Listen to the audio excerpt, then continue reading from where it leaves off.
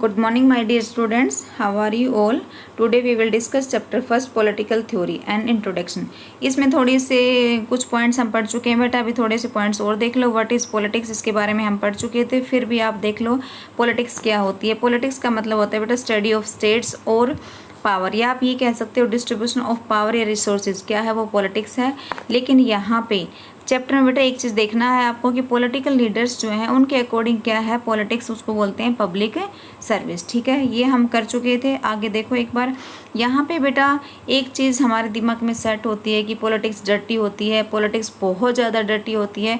कुछ पीपल ये मानते हैं कि पॉलिटिक्स अच्छी नहीं होती, क्योंकि देखो बेटा इसमें 3-4 चीज़ें दिखाई गई हैं. यहाँ पे लोग अपनी एम्बिशंस को पूरा करते हैं, तो वो क्या है, एक डर्टी पॉलिटिक्स है. कोई भी ऑफिस में अगर हम अपने बॉस से विदाउट आर्ग्यूमेंट किए उसकी बात को, चाहे वो गलत हो सही हो, उसको एग्री कर लेते हैं, तो भी कहते हैं कि ये भी गलत तरीके की पॉलिटिक्स है. अगर कोई बच्चा अपने फादर का नाम यूज़ कर रहा है, बार बार उसकी पोजीशन का यूज़ कर रहा है, तो भी हम क्या कहते हैं, डर्टी पॉलिटिक्स है ये, और हमारे को इससे दूर रहना है. लेकिन हमारे कुछ ऐसे लीडर हैं बेटा, उन्होंने साफ साफ बोला है कि हम पॉलिटिक्स से सेपरेट नहीं हो सकते, हमारी लाइफ का एक इम्पोर्टेंट पार्ट है. जैसे गांधी जी कहते हैं बेटा, देखो यहाँ पे हमने पढ़ा था, गांधी जी क्या कहते हैं कि पॉलिटिक्स जो है कोयल्स ऑफ ए स्नेक, ये हमारे इसने जैसे सांप कुंडली मारकर बैठ जाता है, पॉलिटिक्स भी हमारे लिए हमारे कोई कुंडली मारकर बैठी हुई है, हम इससे दूर नहीं जा सकते. अब देखो बेटा कुछ हमारे सोशल इंस्टीट्यूशंस के बारे में हमने बात की थी, वो क्या करते हैं, वो हमारी नीड्स को फुलफ़िल करते हैं, हमारे को सोसाइटी में कैसे रहना है इसके बारे में बताते हैं, और हमें दूसरों के लिए अपनी ड्यूटीज़ को कैसे पूरी करना है ये भी हमारे को हमारे सोशल इंस्टीट्यूशन बताते हैं. ठीक है बेटा, ये एक इंटीग्रल पार्ट है. पॉलिटिक्स हमारी सोसाइटी का क्या है, एक इंटीग्रल पार्ट है, इससे हम बिल्कुल भी दूर नहीं हो सकते. ये सब कुछ बेटा हम डिस्कस कर चुके हैं. आज हम डिस्कस क्या करने वाले हैं, मेन जो है what do we study in political theory, कि पॉलिटिकल थ्योरी में हम क्या स्टडी करते हैं, क्या चीज़ें हैं जो हम पॉलिटिकल थ्योरी में स्टडी करते हैं. मेन सबसे पहले आप क्या बताओगे, कुछ मोमेंट्स के बारे में पढ़ते हैं, डेवलपमेंट के बारे में पढ़ते हैं, कुछ चेंजेस के बारे में पढ़ते हैं, या नेट सल में आप ये कह सकते हो कुछ वैल्यूज़ एंड प्रिंसिपल.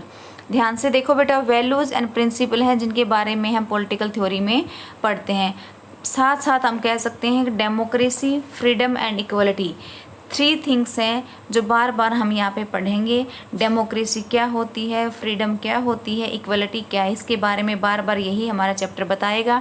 इनके बारे में हमारे कुछ कॉन्स्टिट्यूशन में भी बताया गया है. ठीक है, उसी के आगे हम पढ़ने वाले हैं कि हमारे जितने भी थिंकर्स हैं उन्होंने पॉलिटिक्स थ्योरी के बारे में क्या कहा है, उन्होंने पॉलिटिक्स के बारे में क्या कहा है, और पॉलिटिकल थ्योरी के बारे में क्या कहा है. अब ध्यान से देखो बेटा, यहाँ पर हम किसके बारे में बात कर रहे हैं, कौटिल्य के बारे में बात कर रहे हैं.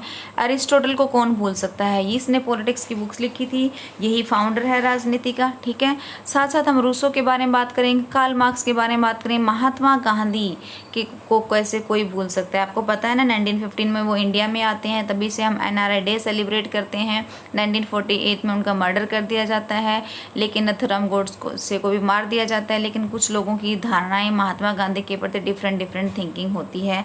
आज भी कुछ लोग गांधी को बहुत अच्छा मानते हैं, ये मानते हैं उन्हीं की वजह से हमारे देश को आज़ादी मिली. 95% आप कह सकते हो कि जैसे ही वो एंट्री करते हैं 1915 में इंडिया में, उसके बाद वो सत्याग्रह वगैरह मूवमेंट करते हैं और काफ़ी सक्सेस रहते हैं. ठीक है बेटा, उसके बाद इन्होंने अपने अपने व्यू दिए हैं, इनकी अपनी थिंकिंग है, इनके अपने कंसेप्ट हैं, आइडियाज़ हैं, वो हमारे को यहाँ पे पढ़ने हैं. जैसे B.R. अम्बेडकर के बारे में आपने पढ़ा होगा. ठीक है, अब देखो बेटा 5th सेंचुरी में जो प्लेटो है, अरिस्टोटल है, वो डिस्कस करते हैं अपने स्टूडेंट्स के साथ. क्या डिस्कस करते हैं बेटा, मोनार्की और डेमोक्रेसी वॉज बेटर, इनमें से कौन सी बेटर है.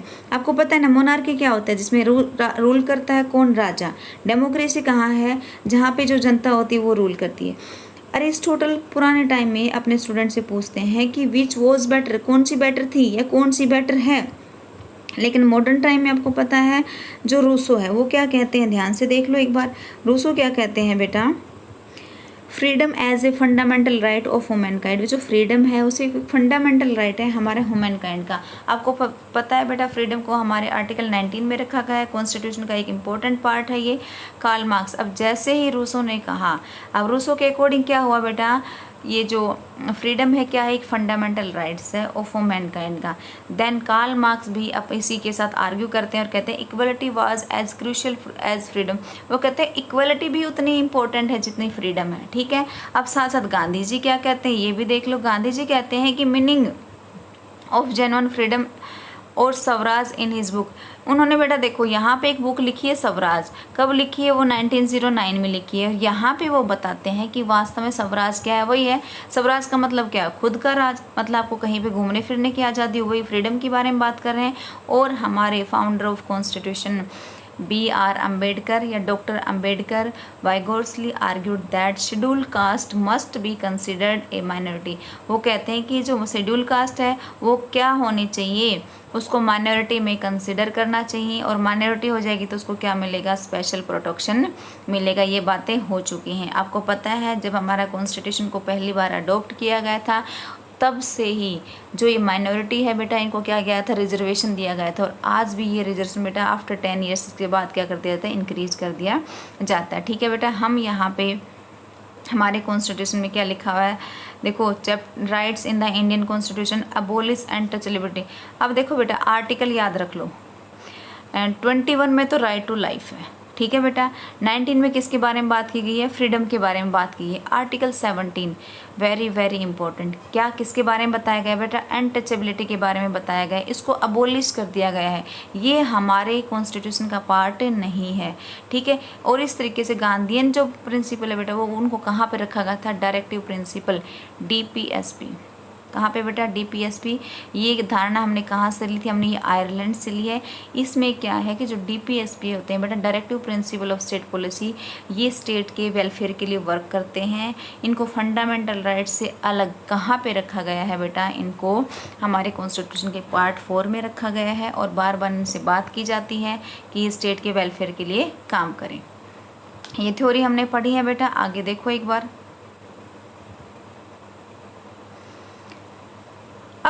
डेफिनेशन आ जाती है बेटा, बार बार कई बार डेफिनेशन आती है हमारे यहाँ पे। जैसे हमने पॉलिटिक्स की डेफिनेशन देखी है, अब देखेंगे पॉलिटिकल थ्योरी क्या है, ठीक है। थ्योरी के बारे में हम देखेंगे। देखो बेटा पॉलिटिकल थ्योरी, ये यहाँ से इसकी डेफिनेशन आप लर्न कर लेना।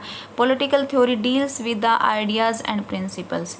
पॉलिटिकल थ्योरी क्या है बेटा, जो डील करता है किसके साथ, आइडियाज़ एंड प्रिंसिपल के साथ, that shape constitutions governments and social life in systematic manner. जो किसको शेप देते हैं, हमारे कॉन्स्टिट्यूशंस को, गवर्नमेंट्स को एंड सोशल लाइफ को, इन ए सिस्टमेटिक मैनर से, ठीक है। It clarifies the meaning of concept such as freedom. और ये जो आइडियाज़ हैं, प्रिंसिपल है, ये किसके मीनिंग को क्लैरिफाई करते हैं बेटा, ये फ्रीडम के मीनिंग को करते हैं, इक्वलिटी को और जस्टिस को, ठीक है, डेमोक्रेसी को, सेकुलरिज्म को, ओके। इट प्रोव्स का मतलब होता है बेटा एक्सप्लेन करते हैं significance of principle such as rule of law क्या है, ठीक है, सेपरेशन ऑफ पावर मॉन्टेस्क्यू ने दिया था, जुडिशल रिव्यू, ये इसके बारे में करते हैं, ठीक है। उसके बाद यहाँ पे दिखाया गया है कि बेटा जो डिफरेंट थिंकर्स हैं उनके द्वारा इसका एग्जामिनेशन किया गया है। सेकंड, गांधी जी और जो हमारे रूसो हैं या कार्ल मार्क्स हैं, ये कहते हैं कि बहुत बड़े पॉलिटिशियन तो नहीं बन पाए, लेकिन आज भी इनकी थ्योरी को रीड किया जाता है। आज भी पॉलिटिकल जो एक्सपीरियंस होता है हमारा करंट का कुछ भी, तो हमारे को इनसे सीखने को काफ़ी कुछ मिलता है। कई बार कहते हैं गांधी जी ने ऐसा कहा था, रूसो ने ऐसा कहा था, ठीक है, कार्ल मार्क्स ने ऐसा कहा था। ये थिंकर्स हैं, इनकी जो थॉट्स थे, जो व्यू थे, वो आज भी हम पढ़ते जाते हैं। कई बार हमारा दिमाग में आता है बेटा कि अब हमारे को फ्रीडम मिली हुई ना, फ्रीडम है हमारे पास, डेमोक्रेसी, फिर हम इनको क्यों रीड करते हैं, अब क्या ज़रूरत है इनकी। अब हमने देखा कि हमारे को फ्रीडम मिली हुई है, हम इंडिपेंडेंट हैं, लेकिन फिर भी कहीं ना कहीं कोई ना कोई बेटा इश्यू होता है जहाँ पे फ्रीडम है, इक्वलिटी है, डेमोक्रेसी की बात आ ही जाती है। कहीं ना कहीं आज भी हमारे यहाँ पे देखो पॉलिटिकल स्फीयर में तो हमारे को राइट्स मिल चुके हैं। क्या हमारा जो सोशल है, इकोनॉमिक जो पीपल हैं, या हम कह रहे हैं हमारी सोसाइटी में सारे पीपल इक्वल हैं आज, क्या सबको सेफ्टी मिली हुई है? नहीं मिली हुई। आज भी उनके साथ क्या होता है, डिस्क्रिमिनेशन होता है।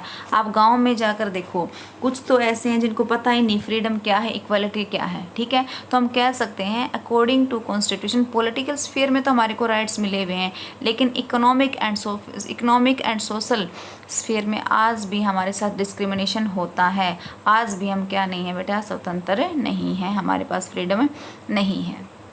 अब देख लो यहाँ पे देखो, socially because of the caste, आज भी हमारे समाज में बेटा कास्ट और पॉवर्टी, गरीबी के आधार पे लोगों के साथ डिस्क्रिमिनेशन किया जाता है। देखो, some people have a privileged का मतलब होता है बेटा बहुत अच्छी कंडीशन में रहते हैं, लेकिन दूसरे क्या है, डिप्रीव्ड होता है, किसी न किसी चीज़ से वंचित होते हैं, उनकी नेसेसिटी पूरी नहीं होती है, बेसिक इच्छाएं उनकी पूरी नहीं होती हैं। और कुछ लोग ऐसे हैं बेटा अपने गोल अचीव कर सकते हैं, जो उन्होंने सपना देखा है, कोई IAS बनना चाहता है, कोई HCS बनना चाहता है, वो पूरा कर सकते हैं। लेकिन कुछ ऐसे हैं बेटा कि वो अच्छी जॉब ले सकें, इसके लिए वो अच्छे स्कूल में भी नहीं जा सकते, ठीक है, वो उनके लिए फ्रीडम अभी बहुत दूर है, डिस्टेंट ड्रीम है। अब देखो बेटा, जिनके पास जो अच्छे स्कूल में नहीं जा सकते, अच्छे तरीके से एजुकेशन नहीं ले सकते, क्या वो डिसेंट जॉब ले सकते हैं? नहीं ले सकते। ये डिस्क्रिमिनेशन है। आफ्टर इंडिपेंडेंस फिर हमारे को फ्रीडम कहाँ है? ठीक है, अब देखो दोबारा से और देख लो, दो freedom is guaranteed in our constitution, constitution में तो लिख दिया गया है कि फ्रीडम गारंटीड है, आपको मिलेगी ही मिलेगी।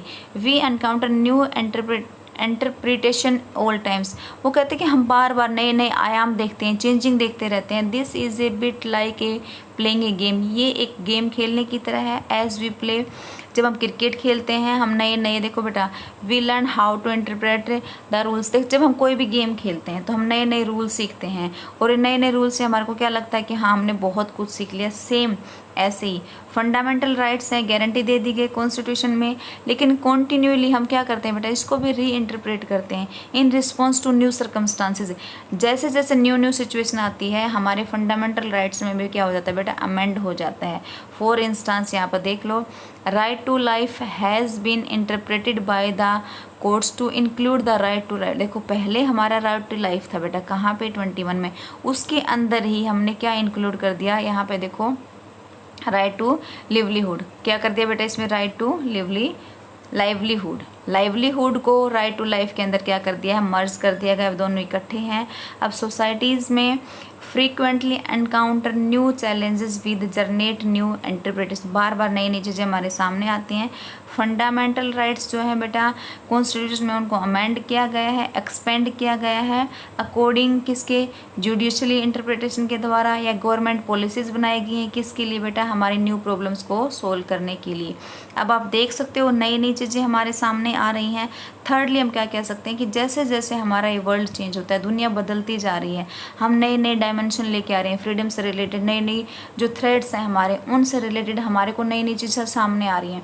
और जो ये ग्लोबल कम्युनिकेशन टेक्नोलॉजी है बेटा, ये किस में हेल्प कर रही है, प्रोटेक्ट कर रही है किसको, जो ट्राइबल वाले कल्चर्स हैं, जो फॉरेस्ट एरिया है, उनसे उनका कम्युनिकेशन हो पा रहा है। लेकिन आपको पता है, देखो कोई भी अच्छी चीज़ है उसके साथ साथ नेगेटिव पॉइंट भी होते हैं बेटा।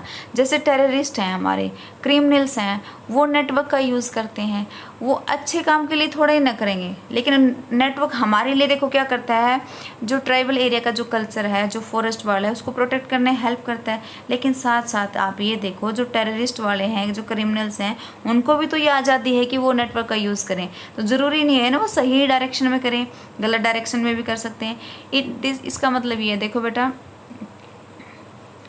मोर ओवर इंटरनेट कॉमर्स इस देखो मेन क्या करना चाहता है कि जो इंटरनेट है कुछ टाइम के लिए हमारे बिजनेस में, फ्यूचर में भी हमारे बिजनेस को बढ़ाएगा। इट मीन्स ये हुआ कि जो इन्फॉर्मेशन हम अपनी ऑनलाइन कोई भी गुड्स को परचेज करने के लिए या कोई भी सर्विस के लिए हम वहाँ पे भरते हैं, उसको क्या मिलेगी, प्रोटेक्शन मिलेगी। जो नेटिजन है, नेटिजन कौन होते हैं बेटा, सिटीजन ऑफ द इंटरनेट, जो इंटरनेट का यूज़ करते हैं। Do not like government control, जो हमारे नेटिजन होते हैं ना बेटा, वो नहीं चाहते कि उनके नेटवर्क को गवर्नमेंट कंट्रोल करे, लेकिन फिर भी वो रिकॉग्नाइज करते हैं कि कुछ रेगुलेशन एंड नेसेसरी सेफगार्ड होना चाहिए इंडिविजुअल के लिए, सिक्योरिटी के लिए, प्राइवेसी के लिए। As a result question are raise regarding how much freedom should be given to people using the net. अब ये क्वेश्चन हमारे सामने आता है कि जो हम पीपल हैं नॉर्मल, हमारे को कितनी फ्रीडम होनी चाहिए कि हम नेट का यूज़ कर सकें। For instance, should they be allowed to send unsolicited email to stranger, क्या हमारे को ये आज़ादी होनी चाहिए कि हम, अनसोलिसिटेड होता है बैड टाइप से, जो स्पैम टाइम में जो अच्छी ईमेल वगैरह नहीं होती, क्या हमारे को इस तरह की फेक जो है मेल किसी स्ट्रेंजर को भेजनी चाहिए। Can you advertise your products in charts room को होता है कि क्या आप अपने प्रोडक्ट्स को चार्ट रूम में रख सकते हो, उसके बारे में बात कर सकते हो। अब देखो बेटा, should government be allowed to read private email to track the down terrorist. वो कहते हैं कि क्या गवर्नमेंट को टेररिस्ट को ट्रैक करने के लिए किसी की प्राइवेट ईमेल को रीड कर लेना चाहिए। How much regulation is justified and should regulate governments और सम प्राइवेट रेगुलेटर। मेन चीज़ ये है कि बेटा हमारे को किसी को कितना रेगुलेट करना चाहिए, क्या ये जस्टिफाइड है गवर्नमेंट को या कुछ प्राइवेट्स को, किसको कितना रेगुलेट करें, किसको कितना कंट्रोल करें। ऐसा पॉसिबल ही नहीं है। अब देखो, कोई भी चीज़ अच्छी है हमारे सामने, कोई चीज़ बुरी है, हर चीज़ है। अब मान लो हम बार बार फ्रीडम की बात कर रहे हैं, लेकिन क्या हम सबको इक्वल फ्रीडम दे सकते हैं? नहीं दे सकते। हम किसकी बात कर रहे हैं? इक्वलिटी की बात करें। क्या हम सबको इक्वलिटी दे सकते हैं? नहीं दे सकते। जैसे आप लोग कहोगे मैडम हम सभी इक्वल हैं अकॉर्डिंग टू लॉ, कानून के सामने आप सभी इक्वल हो, ठीक है। आप सपोज करो हम एक लाइन में खड़े हैं, सुबह से हम सभी इक्वल है ना, एक लाइन है, एक रो है। हम मेडिकल में लाइन में खड़े हैं, नॉर्मली हमारे को मेडिकल में लाइन में खड़ा होना पड़ता है। हम सारे देखो ऐसे खड़े हैं और पीछे से एक व्यक्ति आता है, ठीक है, वो हमारे यहाँ आके घुस जाता है और हमारे से वो पहले ही चला जाता है। यहाँ वाला क्या सोचेगा? ये इक्वलिटी है ही नहीं, क्या है ये? अनइक्वलिटी है। वो परेशान हो जाता है, हंगामा लड़ाई हो जाती है। लेकिन आप इस चीज़ को समझो, तभी अगर हम सभी इक्वल हैं, फिर यहाँ पे मान लो कोई जिसके पैर में चोट लगी है या कोई अपाहिज टाइप से आता है, किसी भी अब नॉर्मल टाइप से आता है और वो आके यहाँ पे लग जाता है और वो जल्दी से यहाँ पे चला जाता है, ठीक है, जहाँ हम लाइन में जिस लाइन में डॉक्टर के वेट में खड़े हैं, तो तब अगर वो चला जाता है तब कोई कुछ नहीं बोलता है। तो ये भी इक्वलिटी है कि नहीं? क्योंकि हम सब अगर अकॉर्डिंग टू लॉ या बिफोर टू लॉ, कानून के सामने अगर हम सभी इक्वल हैं, तो अगर ये इक्वलिटी है तो ये भी, ये इक्वलिटी नहीं है तो ये भी इक्वलिटी नहीं है। समझ रहे हो ना आप? लेकिन हम लोग क्या डिमांड करते हैं? बार बार एक ही डिमांड करते हैं कि हम सभी क्या हैं? इक्वल हैं। लेकिन जब मौका आता है, कभी ऐसा कुछ होता है, तो हम क्या कहते हैं? नहीं, हम इक्वल नहीं है। देखो, एक कई बार बोला जाता है we want equal opportunity and at time we want special provision at time. हम इक्वलिटी भी चाहते हैं और स्पेशल प्रोविज़न भी चाहते हैं। अब ये वाला जो बंदा गया है, ये क्या है? ये स्पेशल प्रोविज़न चाहता है, ठीक है। इस तरीके से बेटा इस चैप्टर में हमने देखा कि हमारे को क्या क्या स्टडी करनी चाहिए। मेन चीज़ ये है कि हमारे को कुछ आइडियाज़ एंड प्रिंसिपल्स के बारे में पढ़ लेना चाहिए, फ्रीडम के बारे में पढ़ लेना चाहिए, इक्वलिटी के बारे में पढ़ लेना चाहिए, जस्टिस के बारे में पढ़ लेना चाहिए, ठीक है बेटा। बाकी चैप्टर हम नेक्स्ट क्लास में इसको कंप्लीट करेंगे। कोई भी प्रॉब्लम होती है आप साथ साथ नोट किया करो, बार बार पूछा करो। ओके बेटा, बाय बाय एवरीवन।